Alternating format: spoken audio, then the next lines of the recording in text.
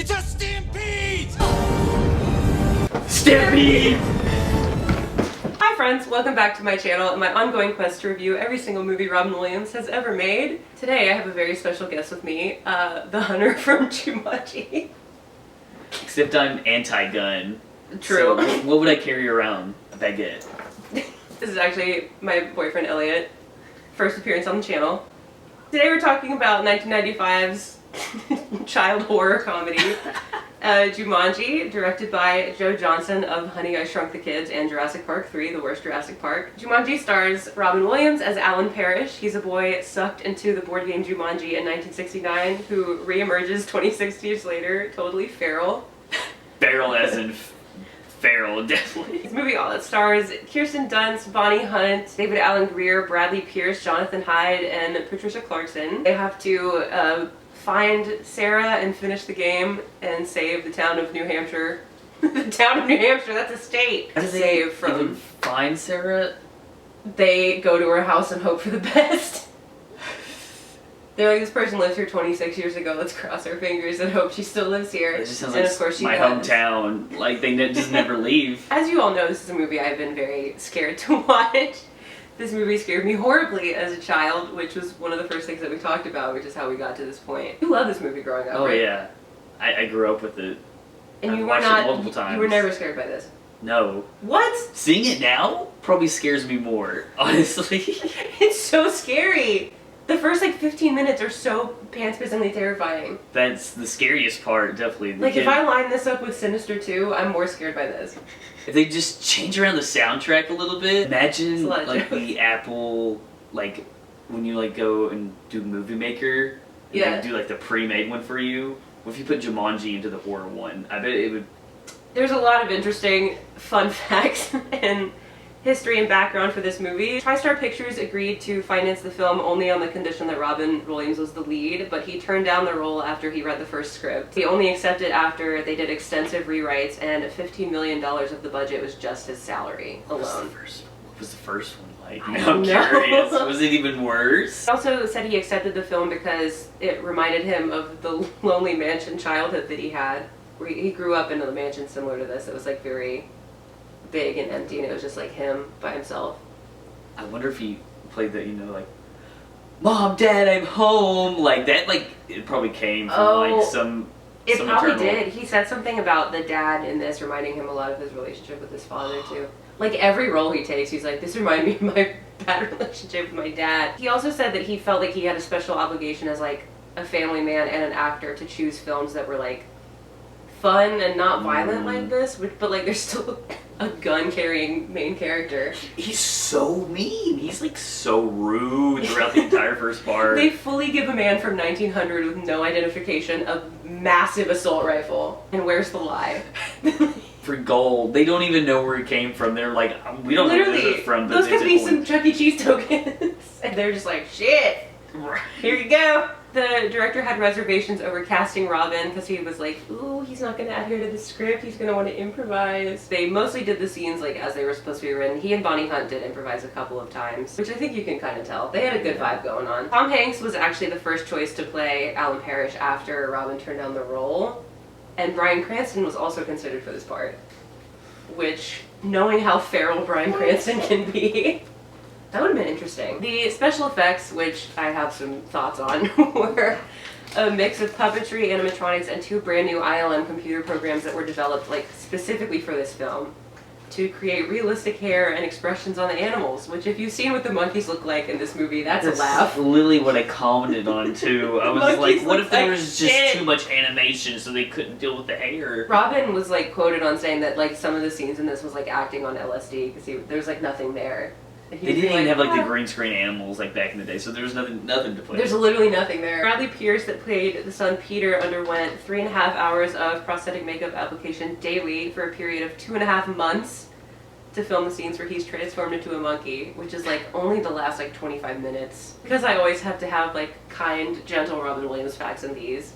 They filmed this in the town of Keene, New Hampshire. He was absolutely beloved by the townsfolk during filming, and the mayor gave him the keys to the city in 1994. They made like a whole memorial to him after his death. and had like a public screening. Cast loved working with him. He obviously made everybody laugh on set. He told a story in an interview once about filming the scene where he wrestles the crocodile. There was a person in the suit.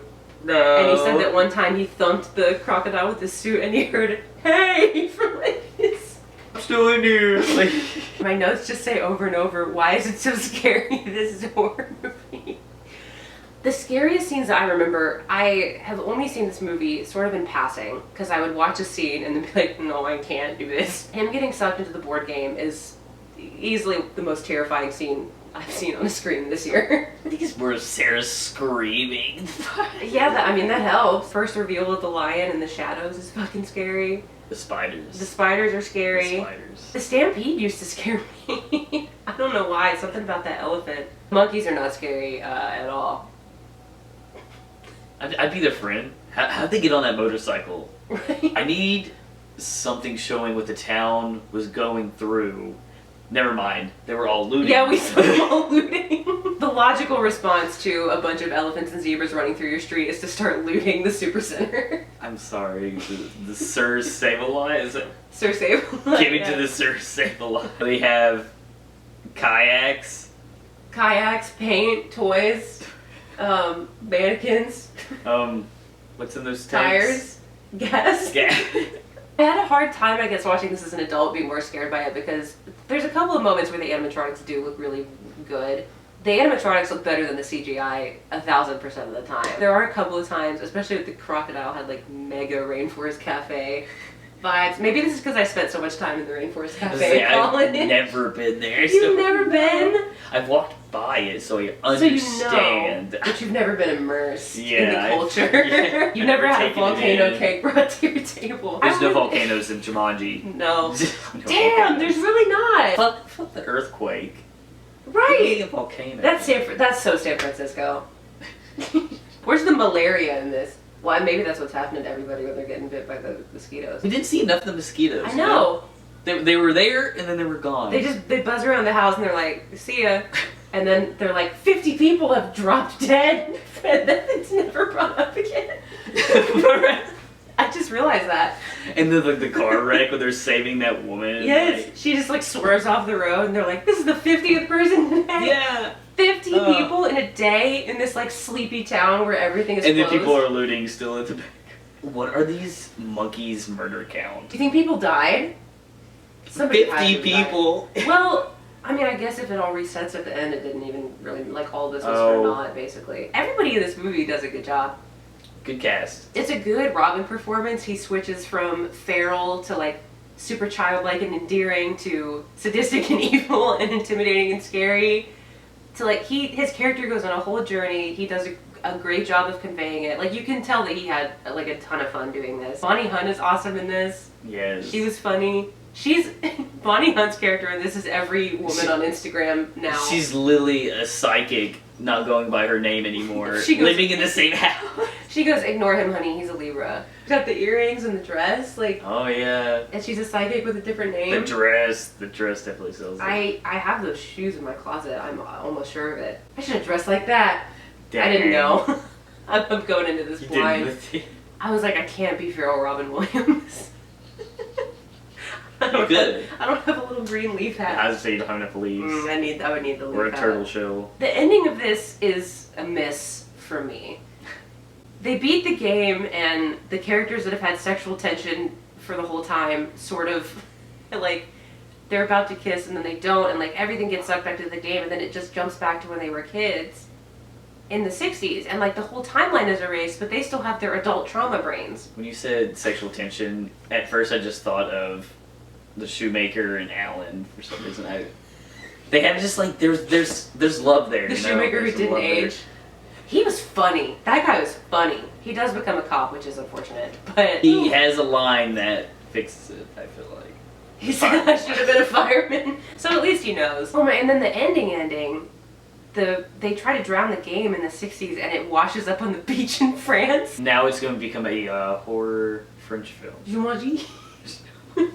Where's that movie? Except we get The Rock and Jack Black.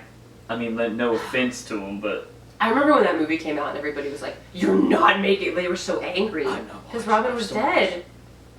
Same with Aladdin. Like, anything that anybody has tried to even touch of his since he died, people are up in arms about it. I guess I don't understand why this one would mean so much to people because I didn't grow up with it, but maybe if I watched this all the time, I feel like I would feel like a fatherly connection to that character like I do with some of his other roles. Mine, I guess, it was more of like, it was a kid's horror thriller that you could watch and not like be scared.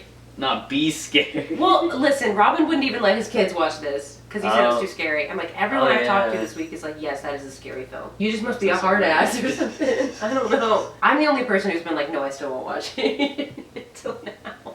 You did great. You did great. I made it. I did say this is scary quite a few times though. On the whole, I enjoyed it. I was rooting for him. There were a couple of times I was like, no! Which is always a good sign. Yeah.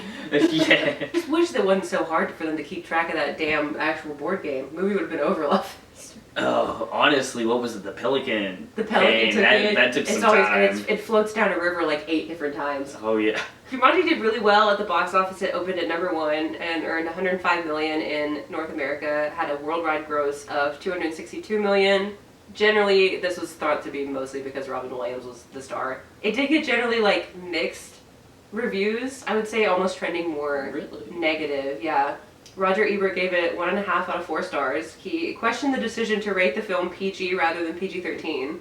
Oh. And he said that this is about as appropriate to show children as Jaws, which the animatronics are about on the same level. So.